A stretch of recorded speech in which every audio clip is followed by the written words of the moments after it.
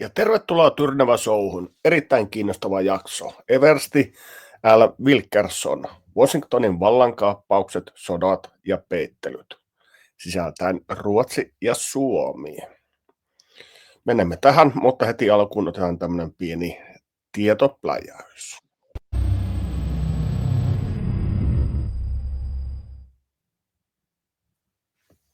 Morjentes! Tyrnävä Shown tietopläjäys. 3 pointtia. Miten ravinteet vaikuttavat terveyteen antaen virtaa ja pidentäen jopa elinikää? Elämme nopeasti päivittyvässä maailmassa, työelämä muuttuu ja uusia ansaintavaihtoehtoja elannon hankkimiseen aukeaa. Eli tarvitsetko elämääsi uusia ansaintamahdollisuuksia? Tuntuvatko omat piirit jo nähdyltä ja loppuun käydyltä? Haluatko uusia yrittäjävetoisia ihmisiä ja kansainvälisiä verkostoja elämääsi? Vastatessasi kyllä vähintään yhteen kohtaan, laita mailia, niin kerron lisää. tyrnäväshow@gmail.com. Yhteydenottoihin Tyrnävä Show kiittää.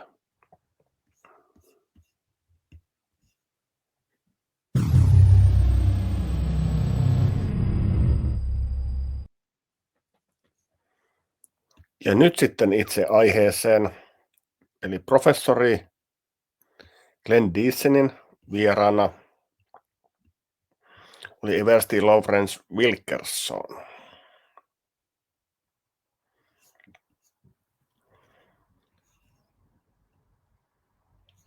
Ja minäpä laitan tästä tulemaan. Tässä on suomeksi automaattisuomennoksella tehdyt tekstit. Ja tämä kestää semmoinen 20 minuuttia, sen jälkeen otan muutamia huomioita vielä lisää. This is fascinating. I just had a bit of a sidetrack. You mentioned earlier that the United States were pushing hard for Sweden and Finland to be, well, to abandon their neutrality. How long was, again, they were neutral throughout the Cold War, and their military, especially in Sweden, they always, they were leaning towards wanting NATO membership, but both the population of Sweden and Finland were always, right. Well, the majority was not in favor. How has... We knew that, and we started major efforts. They're still ongoing in countries like... when did it start, or how was this done, the efforts? It started in 2002. It started in my administration, and it started with a vengeance with Jens Stoltenberg. We wanted Jens Stoltenberg to be the new Secretary General of NATO, and we were absolutely committed to that. Why? Because we knew he was our man. We knew he was going to do what we wanted him to do. We knew he was in mind meld with us about NATO expansion. We're talking about eventually probably every country that we would say is geographically in Europe, no matter how small, no matter how criminal, no matter how undemocratic, every single country in Europe was going to be a member of NATO. And we needed a whole new game with regard to those who were holdouts, either for neutrality or just simply didn't have a population that wanted to be a member of NATO. So we started doing what we do in what we call color revolutions. They were orchestrated within the countries. Each country had its package, and that package consisted of everything from non-governmental organizations to quahogs, quasi-governmental organizations, to government organizations, political visits from senators and representatives. That was a big part of the campaign. And they focused all of these things clandestinely and openly, like the visits by Senate and House delegations, focused on those people within the country that wanted to comply with our wishes, wanted their country to be a member of NATO, no matter how long they'd been neutral, perhaps, like in the case of some of the Scandinavians, wanted their country to be a vassal of the United States in order to get the stars on their shoulders and the tanks and the F-35s and all the other stuff. And it was very successful. We only failed, in my view, we only failed with 1 or 2 countries that we had on the top of the target list, principally because, and this is my guess on it, principally because the communist legacy was not like it was in other countries that had been behind the Iron Curtain, nor was it something that scared the Scandinavians or other countries that hadn't been behind the Iron Curtain.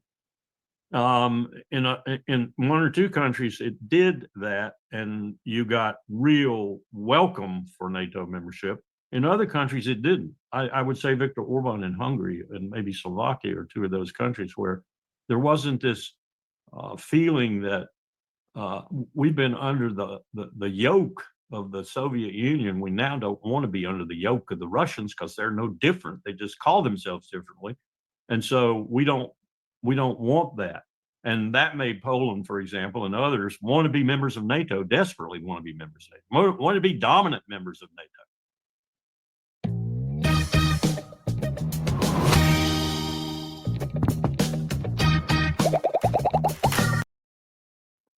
Some of these other countries didn't. So we lost on a couple that we tried this in. But we tried it in every one of them. It worked famously in Montenegro. It worked famously in Albania. I said to Powell, why do we want criminal states in NATO? Albania is it's a criminal state. Montenegro steals more automobiles than are stolen in the United States. What the hell are we doing? How can they pass NATO's credentials for membership? I don't know, he said. But we did. We brought them in, and we orchestrated these campaigns to get what I call tyrannies of the minority. We found the political minority, not the political majority, that wanted NATO membership, desperately wanted NATO membership, and we backed it to the hill. We bought newspapers, we bought magazines, we bought articles, we bought same thing we did in Italy in 1948 when we didn't want the communists to be elected. We bought the Italian government. We bought the Iranian government in 1953. We bought the government in, where was it? Guatemala in 1954, and on and on and on. Well, this was much more sophisticated. This is not CIA agents per se doing this.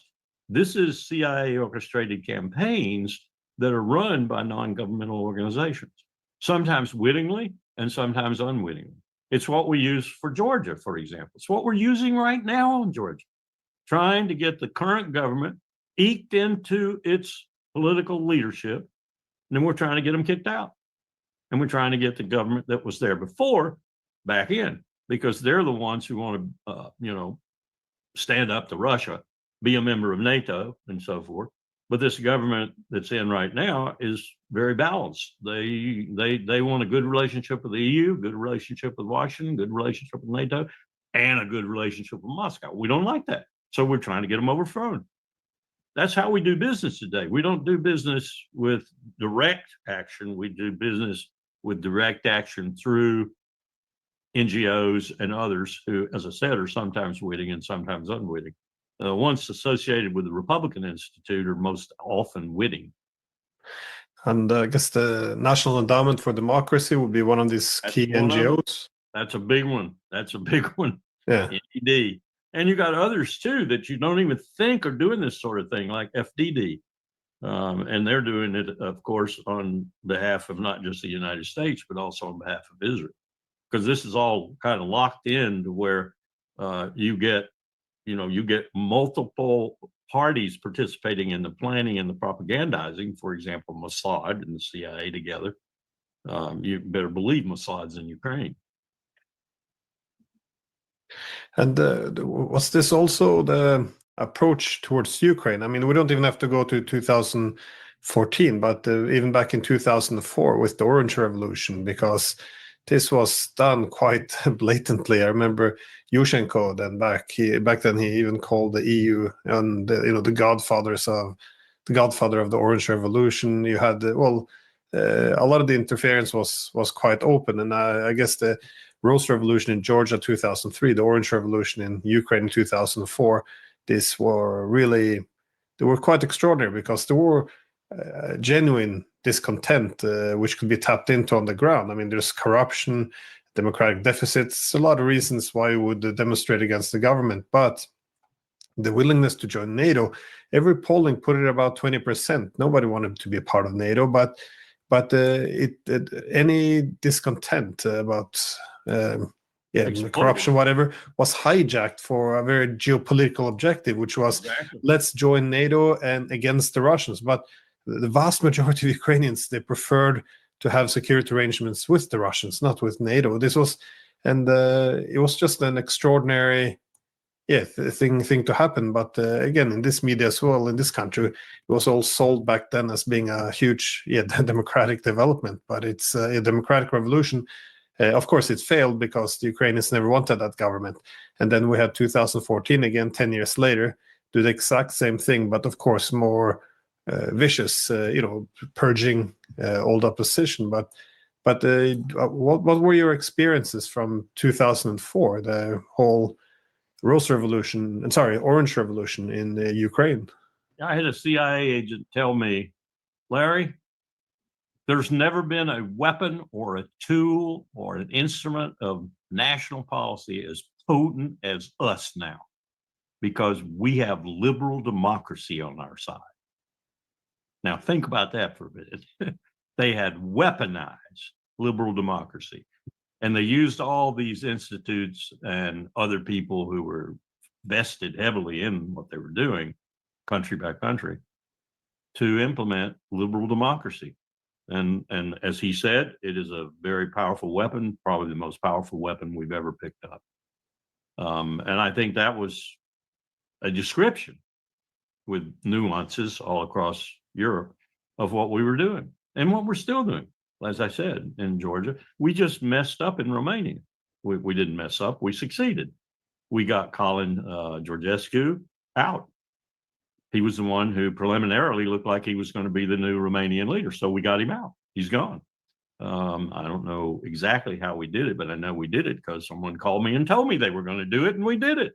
And he was gone. I was on that week, I was supposed to call him to talk to him because a person I know really well knows him really well, and he was getting real cold feet. And he wanted me to talk to him and to try and beef him up. And I said, what the hell am I going to say to, I don't know him from Adam. How am I going to beef him up in terms of his staying around? Well, he says, well, they're going to destroy him. They're going to get him. I knew they were going to get him, and they got him. That's, were they doing that in 2004 in Ukraine? They didn't have to be quite that straightforward about getting rid of people in 2004. But yes, we were running people from European command down into Ukraine as early as 2005 and 2006 to begin to work with, ready for this, the Azov battalions and others like that, in order to ensure that we were operationally capable of melding intelligence and arms and other things. And we even had a 4-star general who liked to ride big bikes, Harleys in particular, who occasionally would, as a 4-star general, get on his bike and go riding and do coordinating.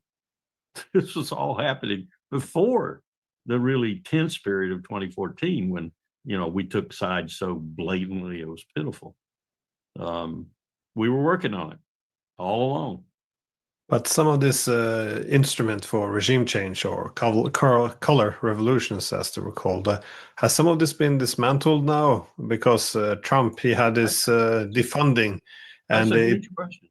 Yeah, that's a huge question. I asked the other day if Tulsi, as DNI, and Ratcliffe, I was told Ratcliffe is in on all this. He's in favor of everything that's going on. So I said, well, you're telling me Tulsi's not and Ratcliffe is? How the hell is she going to turn him around?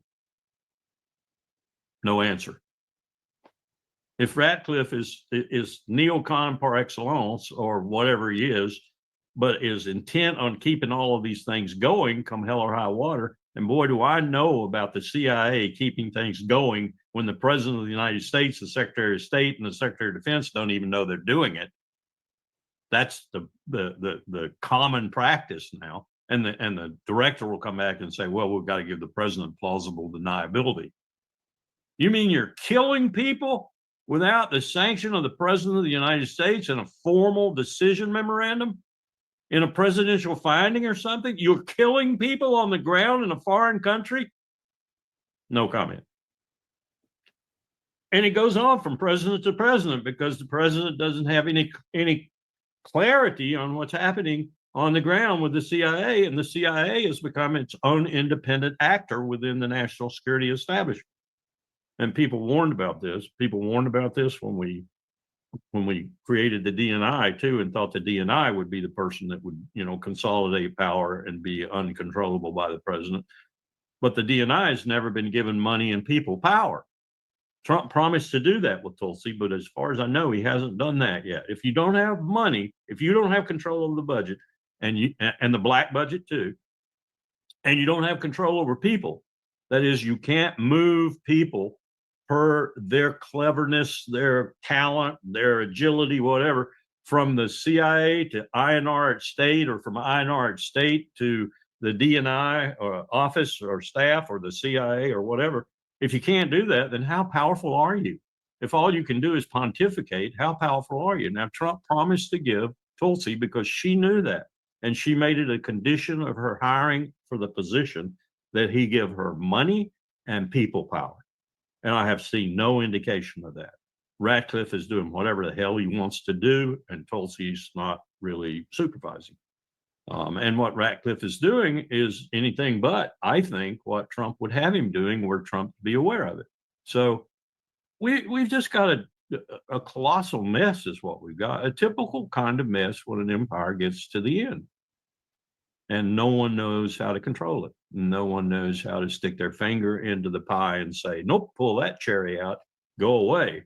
You can't do it anymore because it's gotten too big and too out of control and too much money flowing into it. Money, incidentally, that's only coming from the printing presses.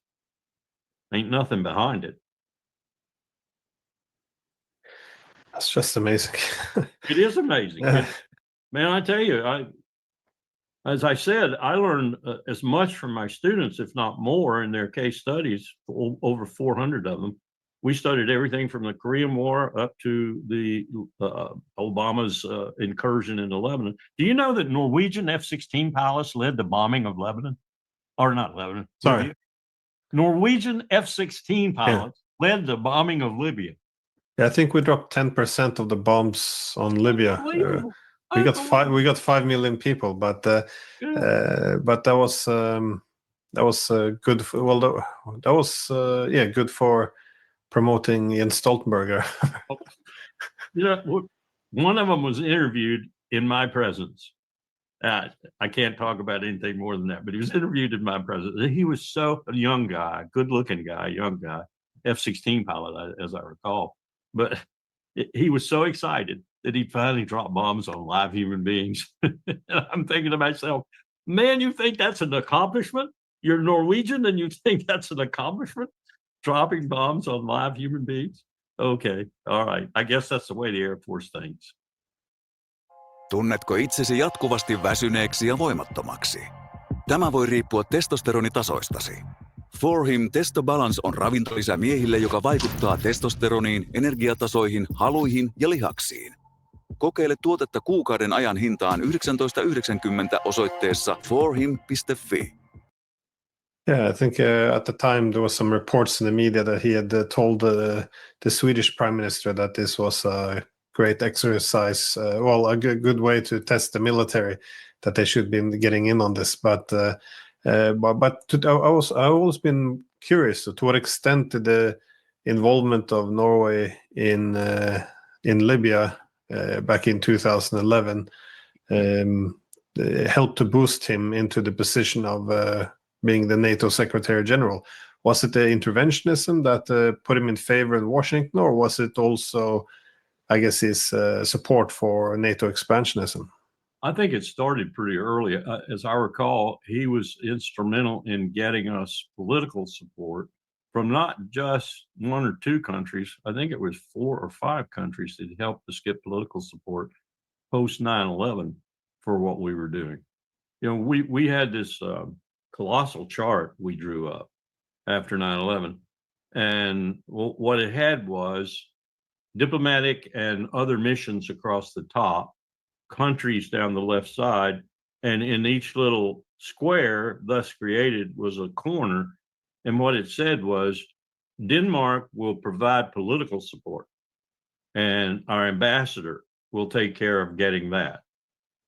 Germany will provide this and that, and the Secretary of State will take care of that. Pakistan will require the president to make a phone call and the Secretary of State or the deputy to visit Islamabad, because we need overflight rights, we need passage rights, we need help with logistics. And Uzbekistan. So this thing had every country in the world on it, and every ambassador and every cabinet officer who would implement whatever the president said to do with regard to that country that needed to come above the ambassador.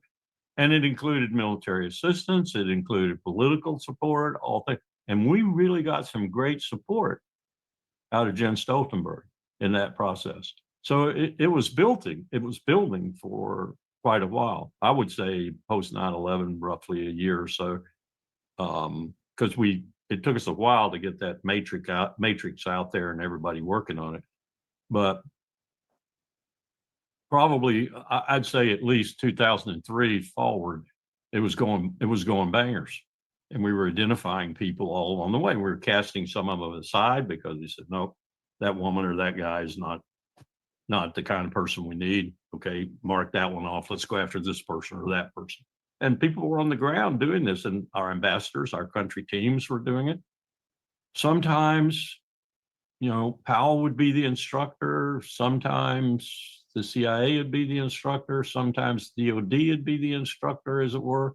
But Powell tried to keep a hand on it, and he tried to understand what was happening in the country team.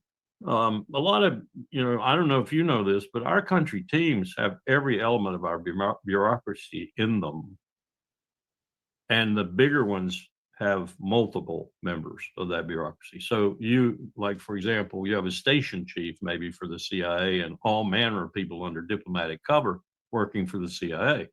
Often the ambassador in that country and the country team in general, who are civilians, if you will, they don't know what the CIA is doing out of their embassy. Often the conventional military commander who has that particular country in his area of responsibility does not know what the CIA is doing in their AOR. So it's extremely complicated, and Powell was sometimes aware of what was going on, and sometimes we weren't aware of what was going on. If George Tenet decided he didn't want Powell to know about it, Powell didn't know about it. And that continues apace today. If the CIA doesn't want the ambassador and the country team other than his station chief to know what's going on in Pakistan, then they don't. Now, the CIA director sometimes will say, I don't want the ambassador to have to lie.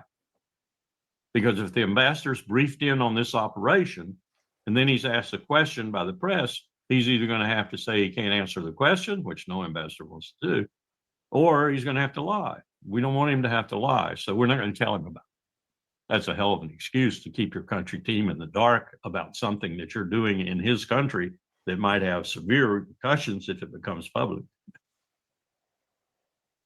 But that's the way it went. And we really worked on Europe. I mean, we worked on Europe. When people ask me, why is Europe so heavily invested in this Ukraine business, I say, well, we got them that way.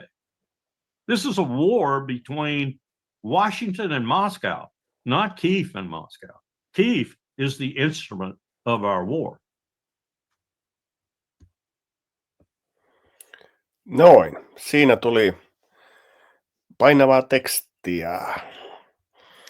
Eli niin kuin lopussa sanotaan, se on Moskovan ja Washingtonin sota. Ja Kiova, Ukraina on siinä vaan välikäsi. Starting tomorrow, this simple water hack can change your life. You may not know. Noin, ja otetaan sitten tähän seuraava linkki.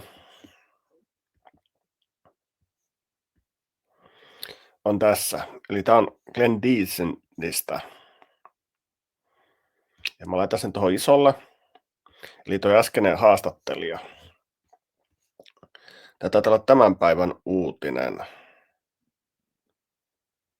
Katsotaan, onko tässä päiväys. Joo, 29. huhtikuuta 2025.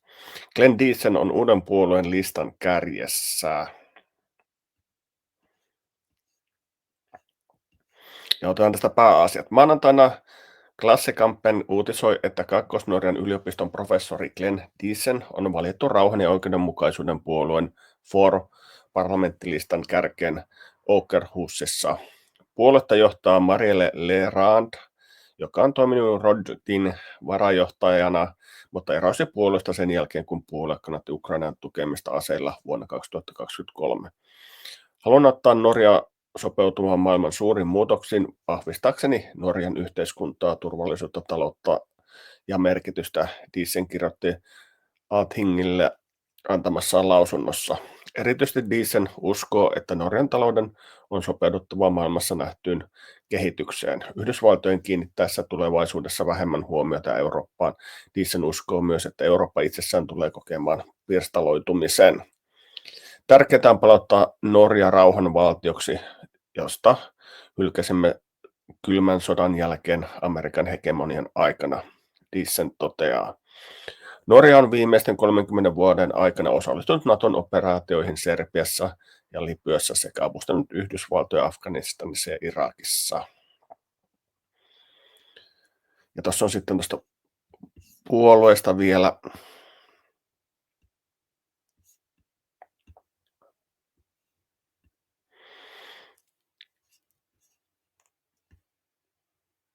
Ja tässä on sitten nämä kotimaan uutiset. Eli Suomen valtio velkaista 73 miljardia ja 306 miljoonaa siihen päälle.